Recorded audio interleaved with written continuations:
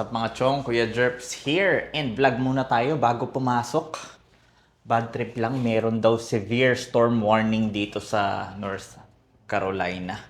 And sa mga hindi nakakaalam mga chong, North Carolina, hindi kami sanay ng nag-i-snow dito. And according sa news, 1 to 2 inch, 1 hanggang 3 inches daw yung snow na pwedeng dumating. So bad trip lang din kasi duty pa ako, no? Isa 'yan sa mga problema and kailangan prepared tayo mga chong. So, pakita ko lang muna tong apartment ko, napakagulo. Ayan mga chong. Bahala na kung anong mangyari. And sa mga mahilig ng kanin dyan, bumili kayo nito, Zoji Roshi rice cooker. Medyo expensive pero lasts a lifetime. Para sa mga meron ito, life-changing tong rice cooker na to.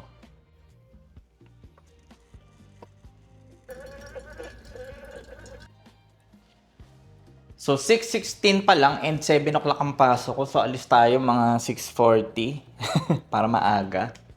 So, penetrating yung lamig dito mga chong. Kung hindi kayo sanay sa sobrang lamig, yan ang lagi ko sinasabi. Pumili kayo ng state na wala masyadong snow.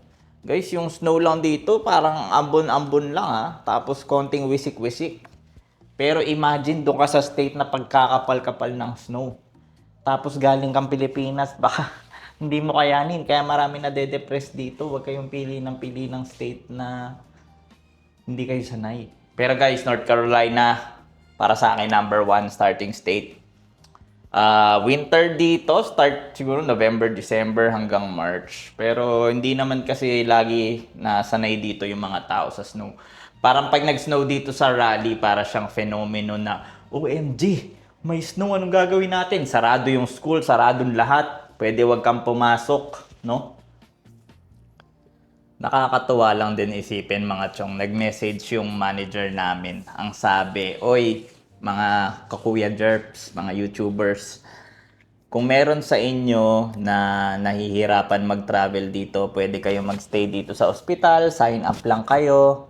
Tapos kanina nag-message, sabi yung mga ayaw daw pumasok, sabihin lang, mga gusto magpa-cancel no, for approval.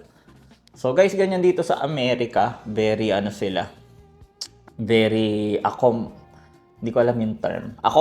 Accommodating. Yeah, very accommodating sila. And syempre, hindi ang tingin nila sa no. For me lang personal experience, ang tingin nila sa hindi just as an employee, no. Parang syempre, tingin sa talagang tao na ayaw mo pumasok, okay lang. Okay ka lang ba? Wala ka bang sakit? Di ba? Tapos, meron din nangyari last time, yung isang ka-duty, hindi nagparamdam, no? Sabi ng manager namin, NG, tawagan nyo, hindi siya ganyan. Tawagan nyo and update me. Talagang, kita mo sa mukha niya na very worried siya, hindi dahil wala siyang staff, kung hindi dahil nawawala yung staff niya and hindi niya alam kung ano nangyari. So guys, ganyan dito sa States and nagpapalipas lang din tayo ng oras sa konting kwentuhan muna tayo, no? Putik na yan guys, naalala ko yung nagwo-work pa ako sa Pilipinas as an RN, no? Sa mga di nakakaalam, mga 2 taon po ako nag-work sa private hospital. And grabe talaga mga chong, sobrang iba yung ambience kasi nga, dami mong pasyente. Kung mabait ka, wala. Talagang sasama yung ugali mo kasi hindi pa tapos yung pasyente, pinapagalitan ka pa ng doktor, yung kapalitan mo, papatulong, daming ganyan. Kaya talaga sabog yung pag-iisip ko doon kasi talagang matindi. Tapos 5 times a week ka pa nagjo-duty, no? Sleep off lang. Hindi ko alam kung paano ko na-survive yun eh. Pero para sa mga nandyan pa sa Pilipinas, kaya nyo yan. And huwag niyong kalilimutan, goal nyo, no? Goal is to be comfortable in your life. Kailangan komportable kayo. Hindi pwedeng ganito na kami dito, no? Hindi ganyan. Taas-taasan nyo pa yung goals nyo and respeto sa sarili. Hindi kayo dapat ginaganyan-ganyan lang, no? Kailangan itaas nyo yung tingin nyo sa sarili nyo, no? Huwag kayong papaapi. And ayun na nga, no? Meron din times na di ako pumapasok. Sa Philippines to, hindi ako mapasok. Minsan, call out ako. Pero para naman kasi sa akin, guys, nung nagjo-duty ako, wala akong pake kung, well, ayokong gamitin yung term yan. Sabihin na lang natin na okay lang sa akin na tanggalin nila ako sa work. No? Kasi I'm not there for money. I'm not there for the work. I'm just there for experience. I was just there for experience. So, okay lang sa akin, tanggalin nila ako sa work. So, minsan di ako papasok, ganyan-ganyan. Pero, very thankful din ako sa hospital ko kasi talagang pikit mata and talagang ginagawan din ng paraan sa Pilipinas. Pero yun nga, dahil sobrang konti ng staff sa Philippines, hindi maiiwasan talaga na minsan, syempre, meron nasasabi. And minsan pag nag-off ka sa Pilipinas, pusang galayan, pagbalik mo. Ay, minsan tatanungin ka pa, hindi ako pasok. Sabihin sa'yo, bakit? Ano nangyari? Ha? Sure ka ba? Te-text ka pa, sure ka ba? Na mayroong sakit ka? Baka naman. Guys, sa Pilipinas, hindi may iwasan yan, no? Pero dito, tawag ka lang, hindi ako papasok. Okay, bye-bye. Ganun. Dito sa US, hindi mo na kailangan mag-explain. Karapatan mo yan kung ayaw mo, di wag. Diba? Pero, iiwasan mo lang din na mag-over-explain sa mga bagay na hindi na kailangan, no? Naalala ko na nag-off ako sa Pilipinas na parang hindi ako pumasok. Tapos, pagbalik ko, sabi sa akin, uy, Sir Jeff, di ka pumasok. Alam mo ba, si ganito, si ganyan, galing pa siya. Nakukonsensya. Parang nakukonsensya ako, no? Or parang merong guilt tripping ba, no? Dito, pag di ka pumasok, okay lang, tingin sa'yo, uy, di ka pumasok, okay, ako din. Ay, nako. So guys, pasok na tayo. And ito yung lagi kong ginagamit. Binili ko sa California na Uniqlo. $70, pero hindi natin gagamitin to kasi nga, ang temperature dito ngayon is 15 degrees Fahrenheit, no? Siguro mga negative 10? Ang negative 10 siguro yan, Celsius. Gagamitin natin ito, yung bigay ng kapatid ko na Calvin Klein, no? Galing sa California, no? Tignan natin kung ano yung itsura ni Kuya Jerps pag suot niya to. OMG, mukha akong aparisyon. Yan. So, sinasabi ko mga chong, penetrating nga kasi yung lamig dito. So, kahit nakalabas lang yung ano mo, yung kamay mo, ang sakit. Ang sakit mga chong, kaya kailangan prepared tayo. Tara na, tingnan natin, gamitin natin yung BMW. Siyempre, pag matanda ka na, kailangan ganyan na yung shoes mo. Yan. Sa mga nagjo-duty dyan, Skechers to, glide step. No, napakaganda. Pasok na tayo mga chong. Ang lamig. Duty na si Kuya Jerps. And tignan natin kung kakayanin pa ng BMW. Pero bukas pa naman mag-i-snow. No? Talagang, siyempre, kailangan natin pumorma. Kahit anong lamig yan. Kailangan astig pa rin tayo. Hindi mahalaga sa atin kung giniginaw na tayo, kailangan astig. Alam ko na, yung mga taga-ibang state dyan na talagang lumaki na sa lamig, yung mga Pilipinong sanay na, ganyan talaga eh. Hindi tayo sanay sa lamig eh. Para kaming kambing dito eh. Pero sa ibang state, no, ibang tao dito, hindi ko maintindihan. Sobrang lamig, tapos nakasando, tapos naka-t-shirt lang, tapos parang hindi sila tinatablan. Para silang immortal. Ang lamig guys. Bad trip na yan. Uy, ganda ng sasakyan niya. May chika babes na naka-Mustang. Tara guys, pasok na tayo. Bukas pa mag-i-snow, so balitaan ko mamaya. Duty muna ako. And, ano pa ba? Tinawagan ako kanina eh. Gusto raw ako i-cancel eh. Pero ayoko, syempre. Pag cancel tayo, wala tayong pera. So, tignan natin. Kung makikita nyo yung patag ngayon, wala pang snow. Tignan natin bukas kung ano mangyari.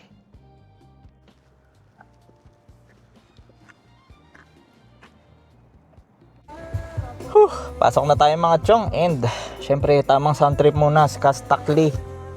Baduy. Pero yan ang sound trip ko.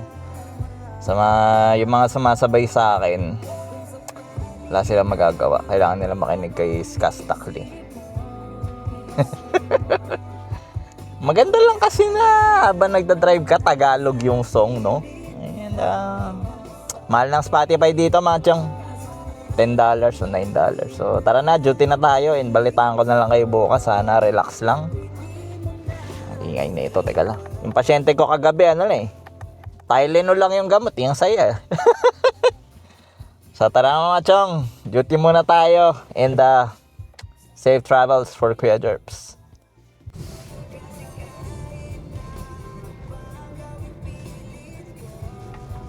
Ako'y di mo nakikita. Wow, wow. Anong ginagawa mo?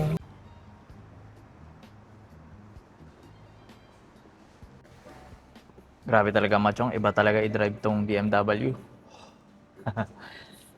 Ramdam na ramdam yung speed. Pag gamit ko yung CX-5, yung SUV ko, machong, para akong feeling ko. Pag nagda-drive ako, para akong ama. Pero pag BMW, parang rocket. Life-changing mga chong pag na-try nyo. So sa mga single dyan, hindi masama na i-treat nyo rin yung sarili nyo, no? Kung wala naman kayong ibang pinagkakagastosan, siguro okay na yung first car. Meron akong vlogger na pinapanood, first car niya dito, sports car. Dodge Challenger, ang lupit mga chong. So, kailangan nyo maramdaman, kailan pa ba kayo magta-try ng sports car? Pagka 50 na kayo, 60, di ba? Duty muna tayo. Yan na nga ba sinasabi ko, nag-i-snow na. Pakita ko sa inyo yung paligid mga chong.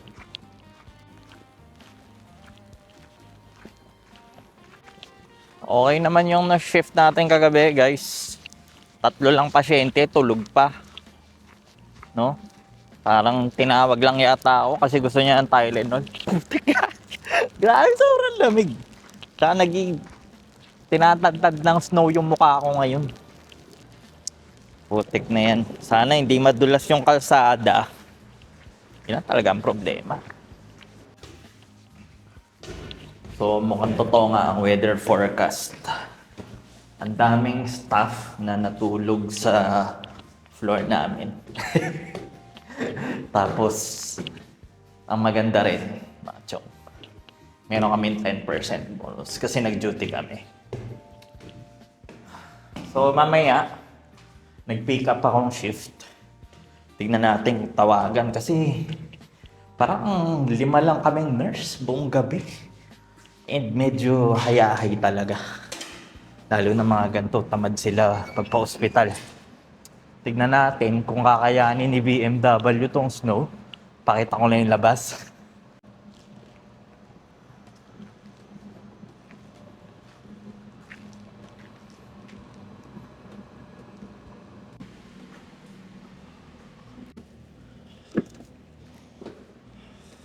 Ang lamig.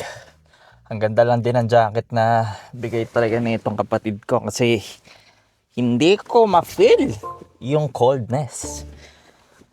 Temperature check, -9 degrees Celsius. So, nakakatuwa lang din. May naalala kasi ako sa damit na to.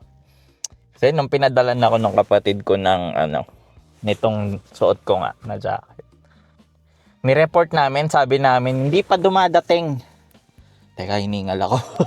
Sabi namin, ang tagal na ba't di pa dumadating?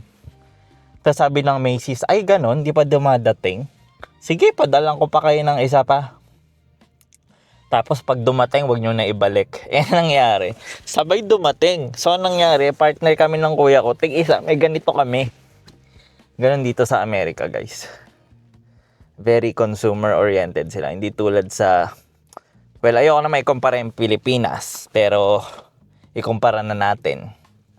Philippines ang mas pinapaboran talaga nila mga business owner, syempre. Yan ang masisisi. Alamig mga chong, parang ang sarap mag-soup ngayon. So, uwi na ako. So, tignan natin kung tatawagan ako mamaya, no? Okay lang naman din kung pumasok ako kasi wala naman din masyadong pasyente. So, tignan natin kung kaya din ni BM tong snow. First time niya sa snow. Tara, uwi na tayo. Pero, ano naman pala to? 4-wheel drive. Ganito pala feeling ng snow. Ang hirap huminga. So, ayan mga chong. Tansya ko, mga 1 inch yung snow. 1 inch lang. Hindi naman ganun kalala. Pero syempre, pag di ka masyadong sanay, mag-ingat kayo sa black ice. Kasi talagang dudulas yung sasakyan nyo. Lalo na dito sa North Carolina, mga chong. Di kami sanay sa snow dito. OMG. Eh na, nakalubog na sa snow yung auto ko. OMG. Dito kasi ako sa back road. Hindi naman nila nililinis tong back road. So, hindi tayo pwede bumomba. Baka dumulas. Puting-puti yung labas. Guys, dito sa Amerika, mahirap pag may snow.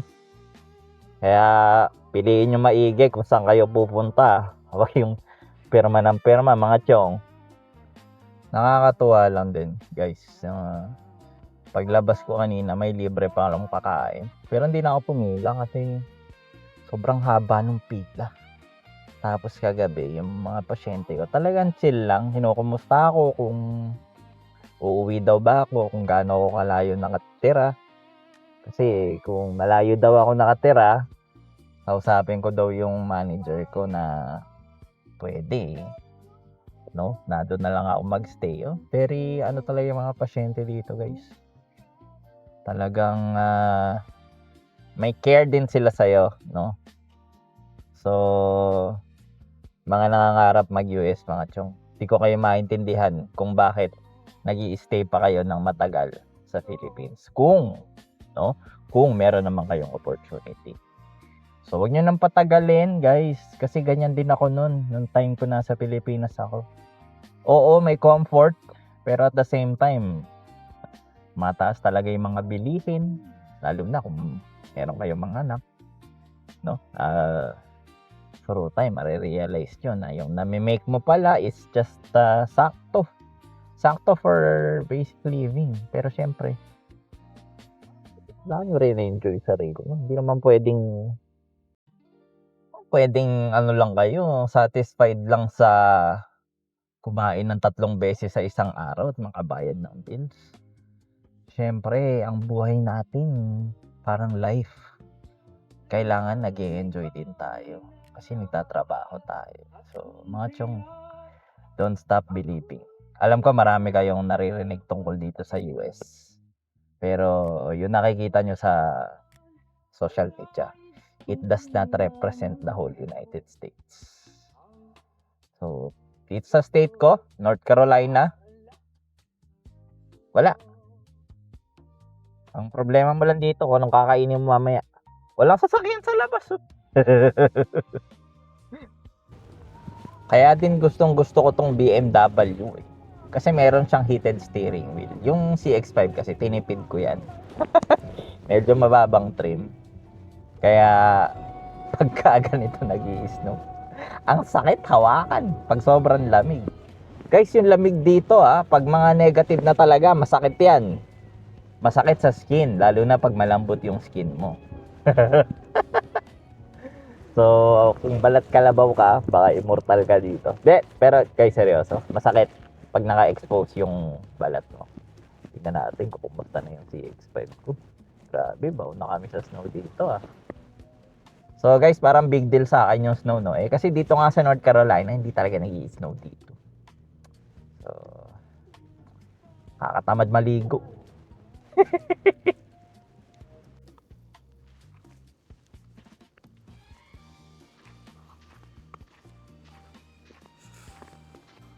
So ayan mga chong, doon lang natapos ang vlog natin, pabalik na ako. So siguro ang ligo ko nito next week na. Okay lang naman yun. So shoutout dyan sa mga di naliligo. Kay tutulad kay Kuya Jerps. And yun lang mga chong, nagkwento lang ako sa inyo. So this week, meron akong pa-steak.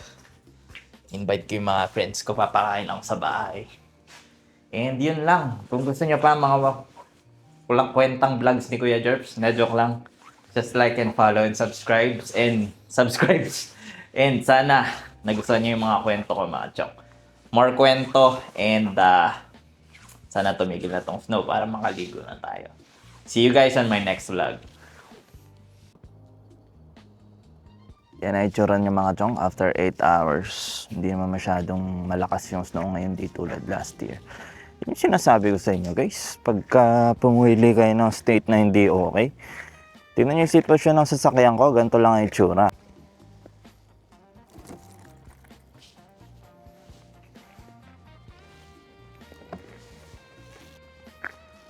Sisipin mo na lang, papasok ka na sa work. Tapos makita mo yung sasakyan mo ganyan. Guys, ano pa lang yan parang wala pang 1 inch yan. Pero dun sa mga state na sobrang kapal ng snow, ayan ang may experience nyo. Kaya bad trip sa state na may makapal na snow during winter. So mga chong, mga wala pa dito sa States, dito na lang kayo sa North Carolina. Sabay-sabay tayo mag-vlog.